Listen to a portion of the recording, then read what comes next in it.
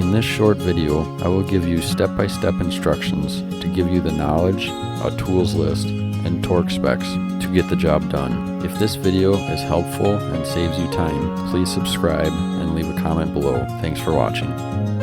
In this video, I'll be showing you how to change the engine oil in a 2021 Buick Encore GX and how to reset the oil light. This video will also work for a 2020 through 2025 Buick Encore. To get started, open the hood, locate the oil cap and the dipstick. Remove the oil cap, remove the dipstick, clean it off, insert it back in, then remove it, make sure the oil wasn't too low. Then you can raise the vehicle up, and if you're going to be rotating your tires, the lug nuts are a 19mm and they're torqued to 100 foot-pounds. And then on this vehicle there's a cover over the oil filter and the drain plug. There's little 7mm screws that hold each one on, 3 on each. Take them off. Remove the drain plug, let the oil drain out. This is a 15mm. Then after the oil is done draining, reinstall the drain plug and then tighten it up. This is the part number for this oil filter.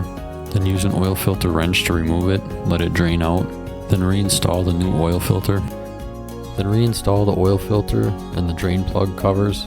Reinstall the 7mm screws, tighten them up. Then lower the vehicle back down. Then fill it up with oil of 5W30. Then reinstall the oil cap.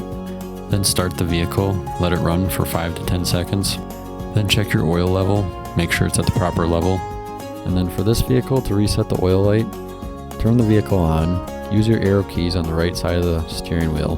Scroll through until you find oil life reset. Click the center button check mark to reset it. It'll ask you, are you sure?